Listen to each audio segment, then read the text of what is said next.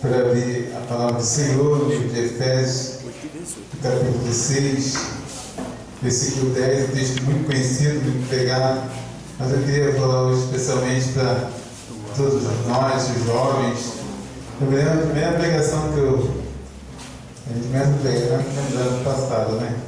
A primeira pregação que eu fiz na igreja, né, na sede, não foi um culto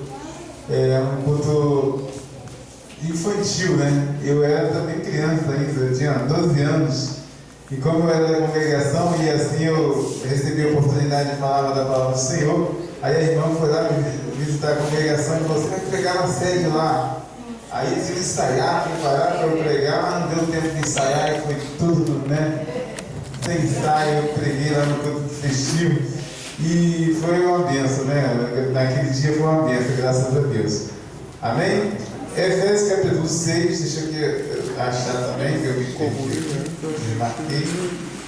E o versículo 10, né? Nós vamos falar sobre as armaduras do cristão. Amém? Diz assim, 6:10: quanto mais sede fortalecido no Senhor e na força do seu poder, revestivos de toda a armadura de Deus, para poderes ficar firme contra as ciladas do diabo.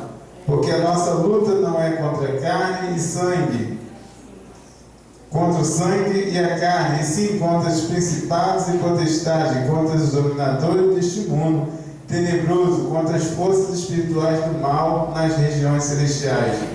Portanto, tomai toda a armadura de Deus, para que possais resistir no dia mau, e depois de teres vencido tudo, permaneceis inabaláveis. Estais, pois, firmes, cingidos com a verdade e vestindo-vos da couraça da justiça. Calçai os pés com a preparação do Evangelho da paz, embraçando sempre o escudo da fé, com a qual podeis apagar todos os dardos inflamados do maligno. Tomai também o capacete da salvação e a espada do Espírito, que é a palavra de Deus, com toda oração e súplica, orando em todo tempo no Espírito, para isto vigiando com toda perseverança e súplica por todos os santos, e também por mim, para que me seja dado ao abrir da minha boca a palavra, para com intrepidez fazer conhecido o mistério do Evangelho, o qual sou embaixador em cadeias, para que em Cristo eu seja usado para falar como me cumpre fazer. Amém? Por sentar em nome de Jesus. Deixa eu ver ali a hora, né, irmãos? Glória a Deus. Esse texto ele é muito completo, né, e complexo, para que nós possamos, ao final de aprender esse texto, permanecer inabaláveis, vitoriosos, né? O tema do meu ministério é a primeira carta de Paulo aos Coríntios, capítulo 15, versículo 58, que diz: sede firmes e constantes, sempre abundantes na obra do Senhor, sabendo que o vosso trabalho não é vão no Senhor. E uma das características que a gente vê no cristão, né, que é um destaque, é ele permanecer, né? Eu estava falando aqui, eu era criança, com 11, 12 anos me converti, e era o único de casa, né, que era da família que tinha aceitado Jesus. Recebi todas as oposições dos pais para que não pudesse ir para a igreja, mas eu permaneci. E hoje toda a família, né, se converteu, está servindo o Senhor, e eu permaneci. E às vezes você vê pessoas que é igual uma corrida, né, que sai disparada na frente, mas que cansa e para. E existe aquele que vai devagar, mas que não para e vai até o final. Porque a vitória é chegar até o final da largada. Esse texto aqui ele fala da necessidade de sermos vitoriosos, de chegarmos ao final, de não pararmos. E ele diz que o inimigo ele é muito poderoso. Às vezes a gente lembra de Davi quando foi enfrentar o gigante Golias. E o que simboliza esse gigante Golias? A gente fala tantas dessas características dele para a batalha. Se nós trouxermos para o dia de hoje, o nosso adversário maligno é como se fosse esse gigante poderoso em batalha, pronto para nos despedaçar. mas nós precisamos receber toda a armadura de Deus para poder enfrentarmos o maligno. E aqui ele fala, ele destaca, né, aqui o apóstolo Paulo contemplando um soldado romano quando ele estava preso, ele viu aquela roupa, aquele vestimento e começou a falar de cada parte do corpo, né? Ele diz: quanto mais, irmãos, seja fortalecido no Senhor e na força do seu poder. Ou seja, quem nos fortalece é Deus. Aí, revestido de toda a armadura de Deus. Eu fico imaginando, né, o nosso presbítero Sidney já foi militar, né? Imagina ele entrando num paiol onde fica guardado o armamento. Aí falou assim: qual o armamento que eu vou usar para enfrentar o inimigo? Aí o paioleiro diz: tudo. Ele vai pegar uma pistola, não vai pegar só um colete, vai pegar toda a armadura que tiver lá disponível para enfrentar o maligno, o adversário, porque o adversário é poderoso. E aqui ele descreve cada armadura, porque ele tem que usar todas elas. Ele não pode usar apenas uma, apenas meia, né? Aí ele diz: revestido de toda a armadura de Deus, para poder ficar firme contra as ciladas. Que cilada? Cilada é armadilha, é aquilo que está preparado ocultamente para quando você passar, você cair sem perceber. Não é uma briga velada que alguém chama: vamos lutar aqui, não. Ele, de uma maneira maliciosa, prepara para poder derrubar o adversário. E aqui ele diz: revestir toda a armadura de Deus, para poder ficar firme contra as ciladas do diabo. Imagina o jovem, né? Contra as ciladas o diabo preparou e tem preparado para derrubar os jovens. Quando eu falo jovens, né, serve para nós também, todos nós que temos a idade um pouquinho acima dos 18, que é o meu caso. E as ciladas não são poucas, são muitas. E elas são muito minuciosamente preparadas. E até aquelas pessoas que têm um pouquinho mais de experiência, se ele não tiver na graça e na misericórdia e bondade de Deus, ele cai. Principalmente, né, os jovens, quando se trata dos impulsos, né, do corpo, os impulsos naturais que, somada à sociedade, aos amigos, fazem com que o jovem caia. Alguém falou que o evangelista orou aqui sobre para Deus proteger, livrar as pessoas do mundo das drogas. Irmãos, as drogas é uma cilada do diabo mais poderosa que nós podemos ver nos últimos dias, que tem ceifado muita gente, muitas vidas, muitas famílias. Eu me lembro de uma conversa simples que eu tive com um colega de infância, e ele disse assim para mim: Mário, antigamente os pais ficavam preocupados com as meninas, né? Ah, minha filha não pode antes do casamento, né? Tem aquela história: antes do casamento não pode. E era a preocupação da menina antes do casamento, se ela avançasse ali o sinal. Essa era a preocupação dos pais. Aí ele falou assim: hoje não. A preocupação dos pais são os meninos. Porque os meninos são aliciados para o mundo das drogas.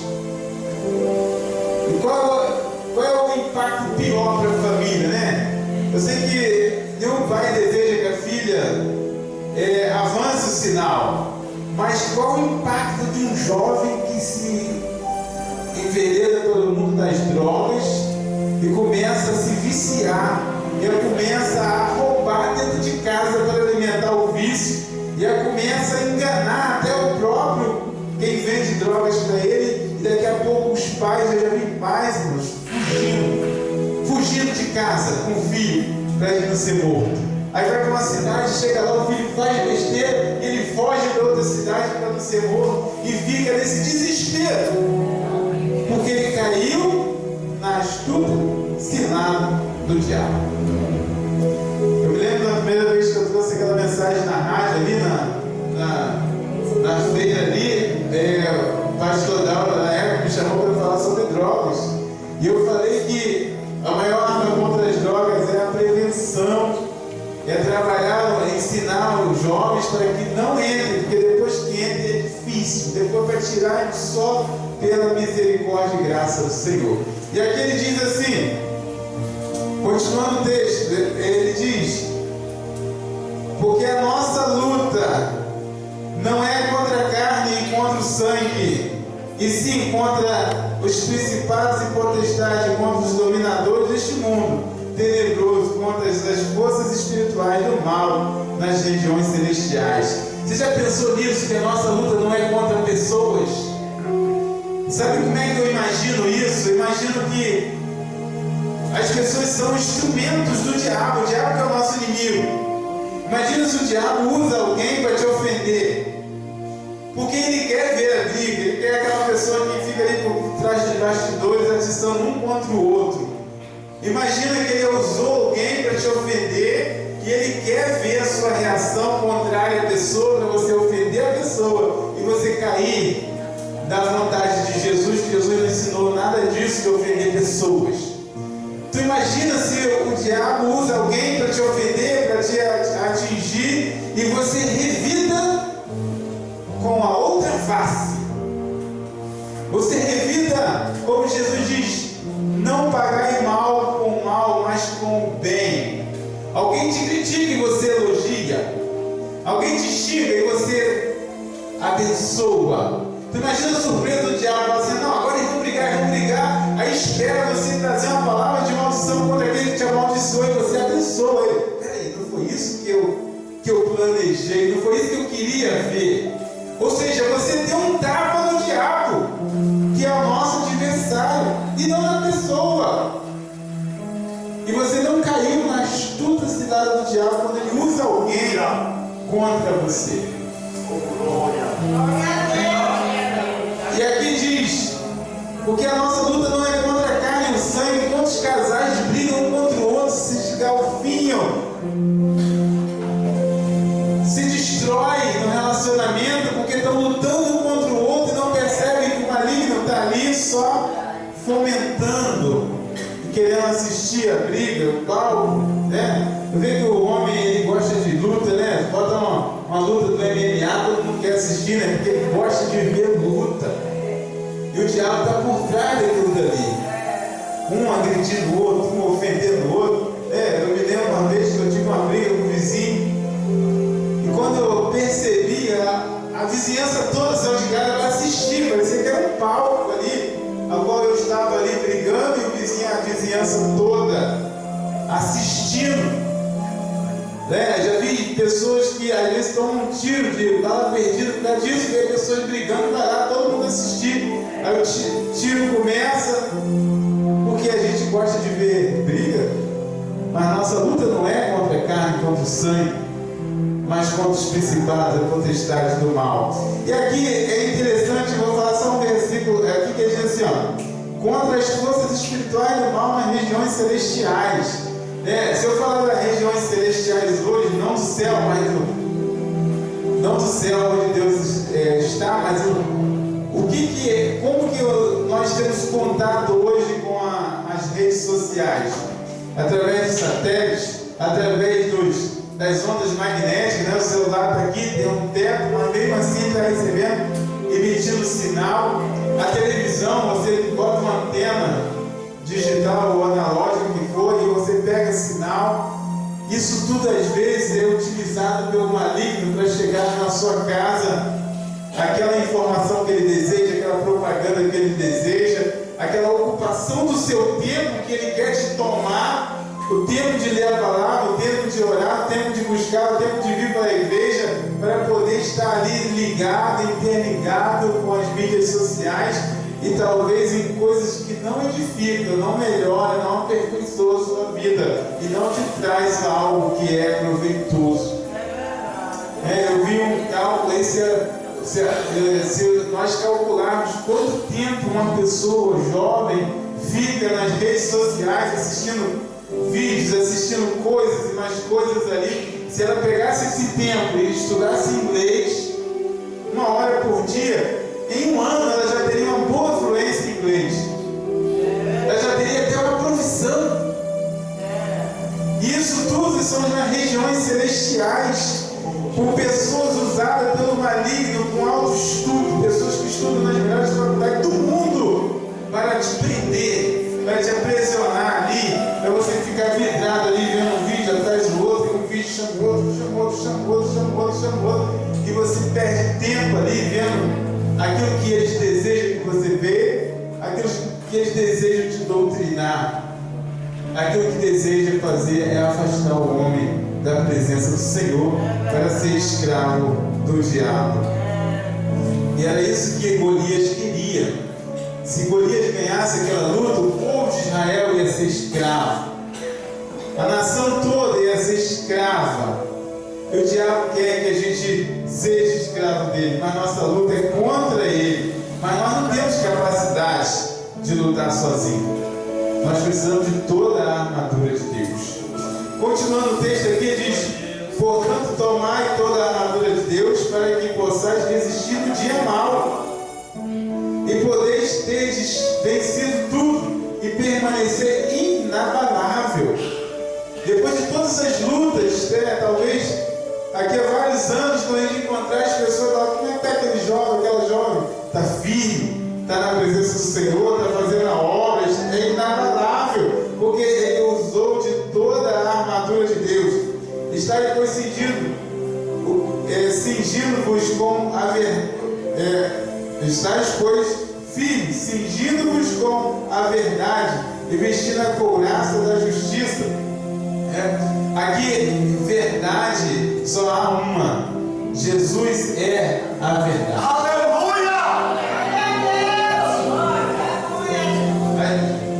Jesus é a verdade. Lá no livro de João, capítulo 1, versículo 1, e o verbo é a palavra se fez carne e habitou entre nós e vimos a sua glória. Jesus é o verbo. E aí diz: e todas as coisas foram feitas por ele, sem ele nada do que foi feito se fez. E o verbo, a palavra, se tornou carne. Jesus disse que ele é a carne, é a sua carne verdadeira comida, bebida. Ou seja, Jesus é a palavra de Deus. Jesus é a verdade. Nós precisamos colocar Jesus na nossa vida, porque Jesus é o único que pode vencer o diabo, as astutas do diabo. Eu me lembro do pastor Oswaldo contando uma ilustração, que uma criança foi interrogada e falou assim: se o diabo bater a porta do seu coração? Aí a criança disse assim: eu peço para Jesus atender a porta. Amém? Porque Jesus mora no coração dela. Ninguém melhor do que o próprio Cristo para atender essa porta. E só Ele pode vencer o maligno. E Ele diz aqui: calçai os pés com a preparação do Evangelho da paz. O Evangelho nós precisamos ter no nosso caminho. Ou seja, aqui fala de calçar os pés, né? Eu me lembro a importância de usar os pés. Na Bíblia diz que quão formosos são os pés daquele que anunciam a boas novas, daquele que anunciam a paz, né? Eu me lembro numa das guerras que os Estados Unidos travou, né? A primeira guerra contra o Vietnã era num terreno muito alagado. Então eles usavam uma rota que tinha um furo. Então, depois que saía do alagamento, né, a água escorria. Quando eles foram para a guerra do Iraque, eles levaram essa mesma rota que tinha furo. Só que lá não era alagado. Lá era o quê? Areia. E a areia entrava naquele sapato ali e corroía os pés de soldados. Eles tiveram várias baixas dos soldados porque estavam com o sapato errado. E aqui está dizendo que nós precisamos calçar nossos pés com o Evangelho da paz. O Evangelho da paz é a paz que conduz a gente a ser manso, pacífico, né?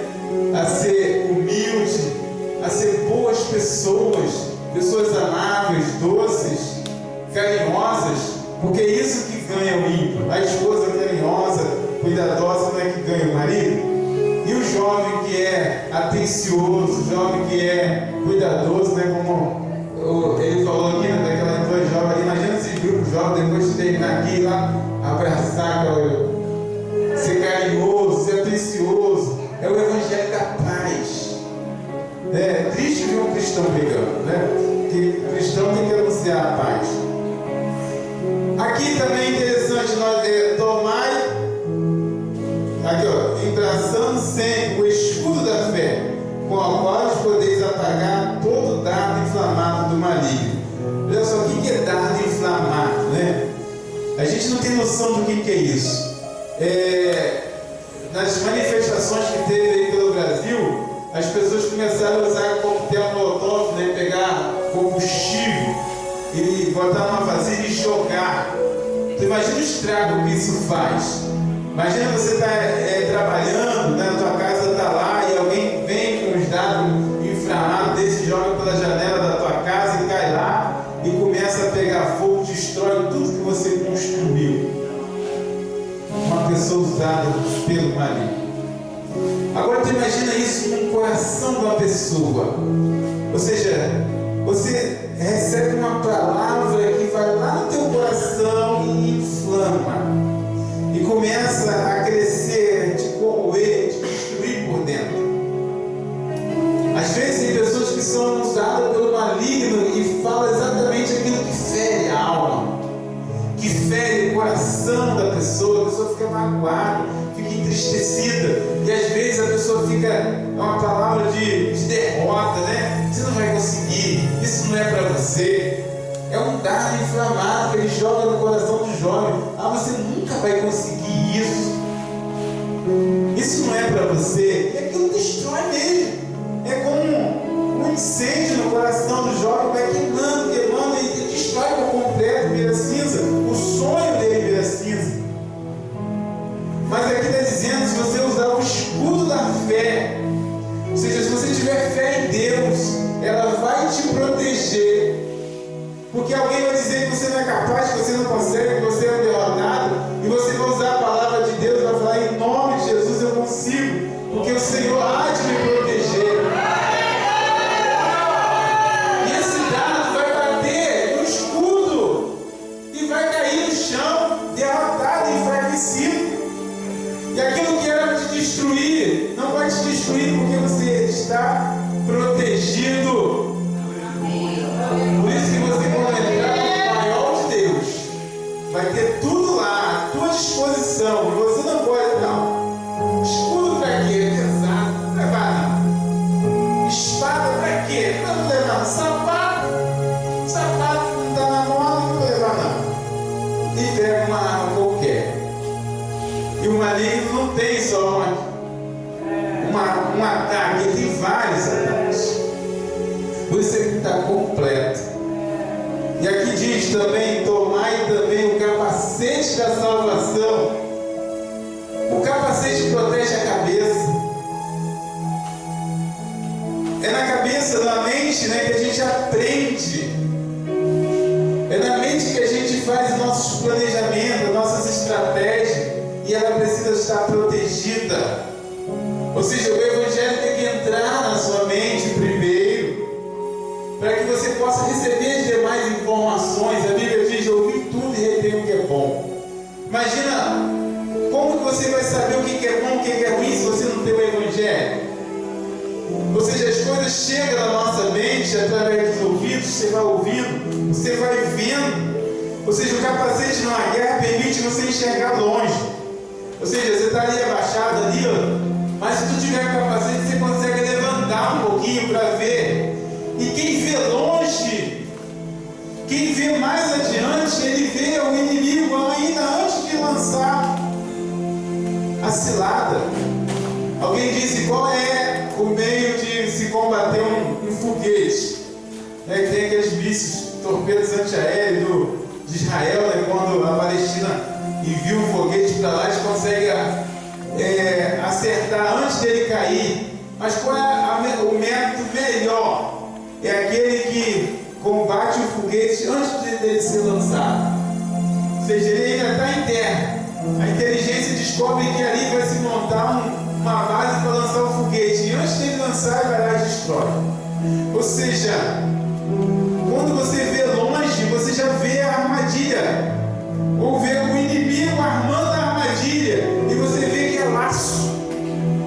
Eu lembro de Esdras e Neemias na construção passando o tempo, e quando alguém chamou ele para parar aquela obra, ele viu que era laço, que ele percebeu que mandaram ele fazer algo que não era da vontade de Deus.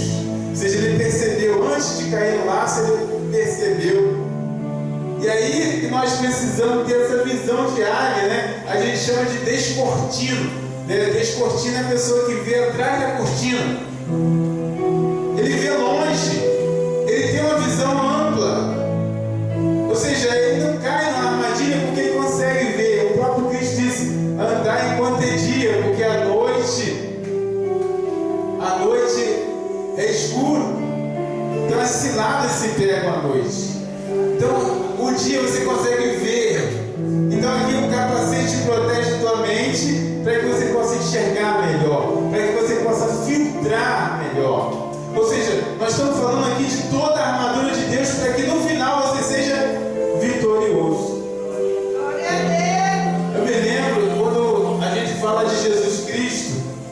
Jesus, ele tem o seu ministério, né? 3 anos e meio, 3 anos.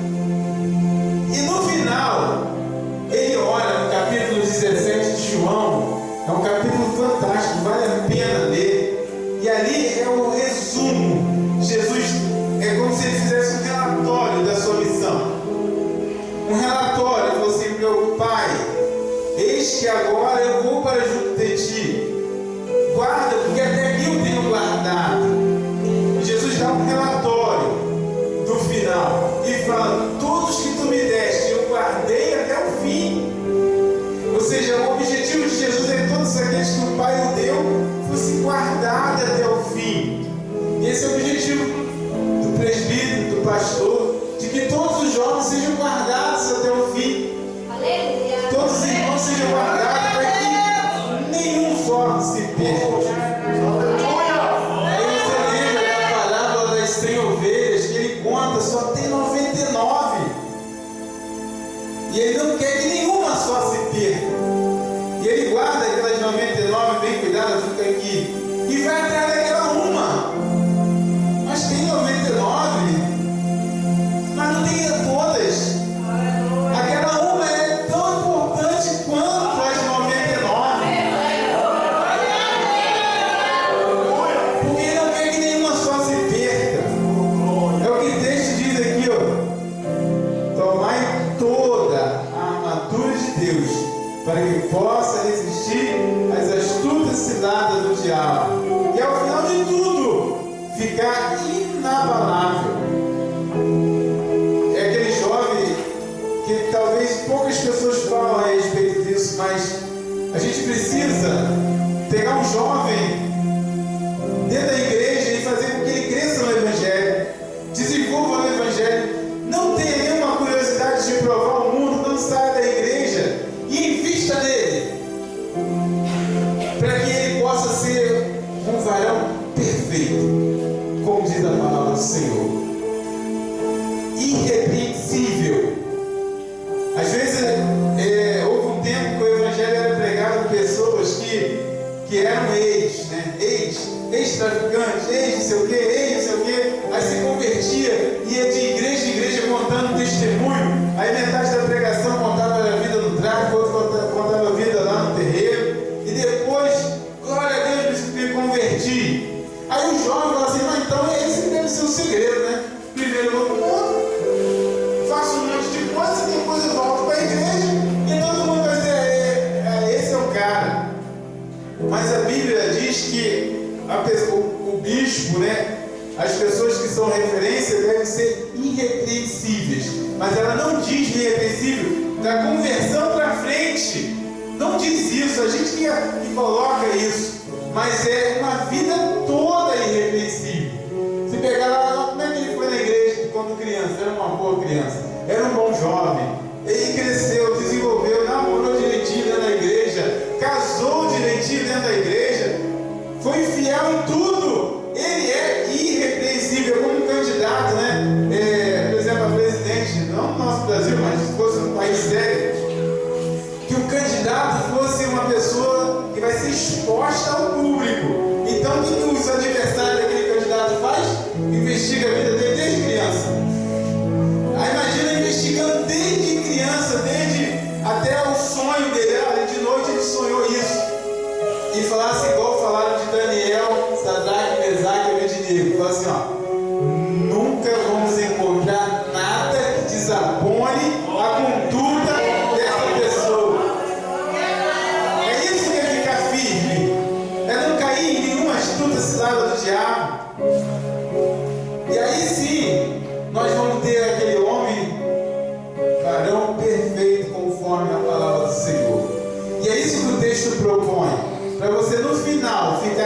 inabalável, ficar uma pessoa capacitada, aquele soldado do filme mesmo, que pegou toda a armadura, foi lá e venceu o inimigo e voltou vitorioso para a glória do Senhor Jesus Cristo.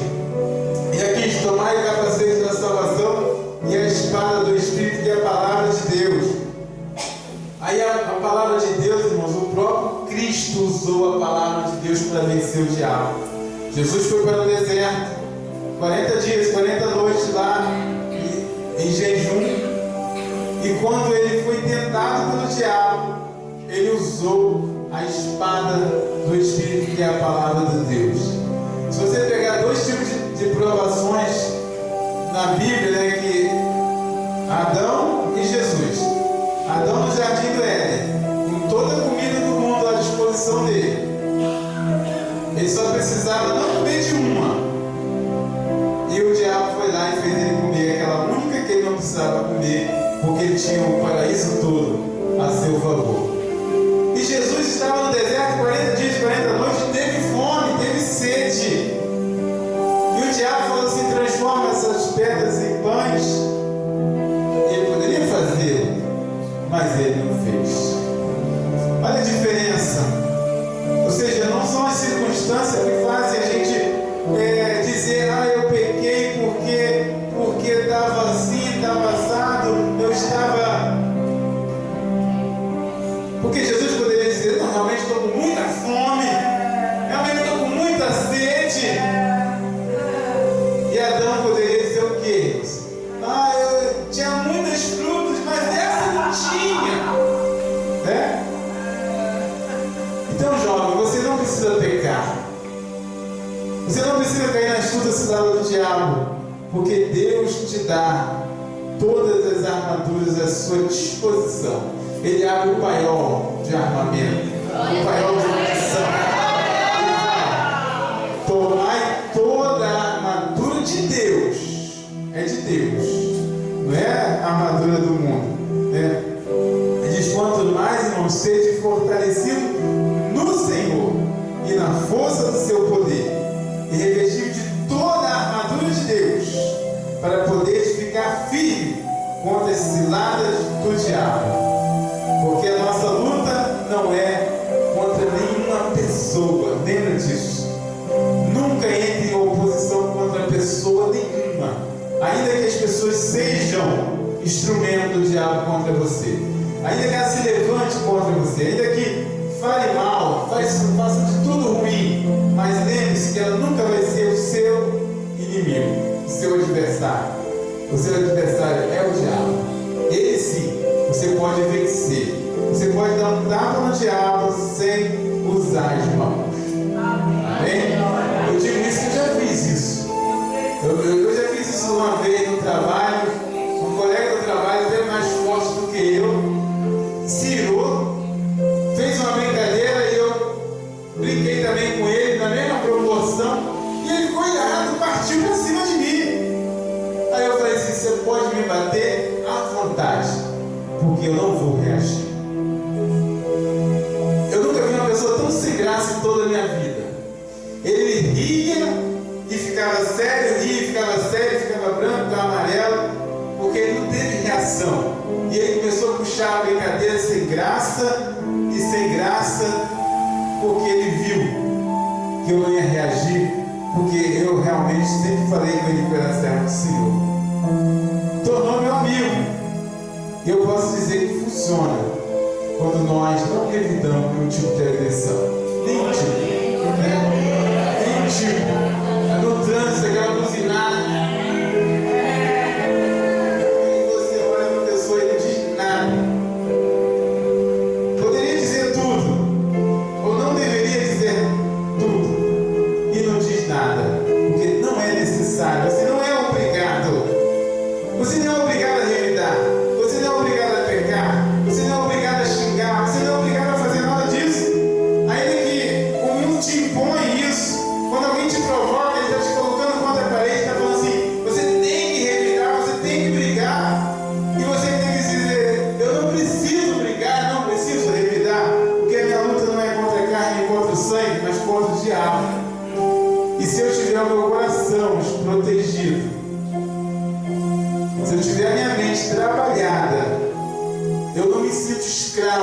circunstâncias para obrigar eu a revidar, xingar e irar. Imagina quantos problemas no casamento teríamos evitado se nós não revidássemos. O dia que elas estão um pouco mais assim, entendeu?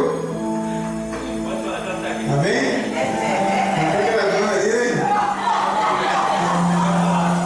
Porque não precisamos revidar. A gente consegue não. A gente não é obrigado a revidar. A gente pode ser igual a Cristo. Jesus disse para Pedro: eu poderia clamar ao Pai e ele me enviaria os anjos. Quando Pedro sacou da espada, mas não, era o momento de se entregar, de morrer por nós, porque a luta de Jesus não era contra as pessoas, era contra o pecado, era contra o diabo, era contra o aguilhão da morte. Ele precisava passar por ali. Ele precisava ensinar para a gente que ele tinha que dar o exemplo de receber a afronta, a agressão e revidar com amor. E ele disse: Pai, perdoa-lhes, porque eles não sabem o que fazem. E a gente pode aprender isso porque Estevão aprendeu, era jovem, ele aprendeu. Quando ele estava sendo apedrejado, ele falou: Pai, não nos me impute esse pecado. Ele aprendeu, e é possível que nós aprendemos se nós trabalharmos no nosso emocional, no nosso coração, na nossa fé, a nossa mente principalmente, como diz lá em Romanos, no capítulo 12, versículo 1, diz, eu esqueci, como é que diz lá Romanos 12?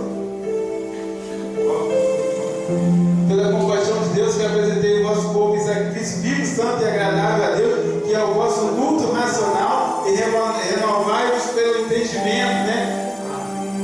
Ou seja, renovai a vossa mente com entendimento, e não se conformeis com esse século, ou seja, o mundo de hoje, não conforme com o mundo, mas renovai a vossa mente, nosso entendimento. A gente não precisa ser igual a todo mundo, a gente precisa ser igual a Cristo. Igual a Cristo. Amém? Eu agradeço mais uma vez a oportunidade. Se Deus quiser, estaremos aí de volta. E eu fico muito feliz com a recepção de vocês. Vocês são muito hospitaleiros, né? A gente tem muito que aprender com vocês. Quando vai alguém lá, a gente tenta agradar, mas acho que não chega a metade do que vocês fazem com a gente aqui. Não dá. Eu tenho que ficar aqui um tempão aprendendo para tentar replicar lá no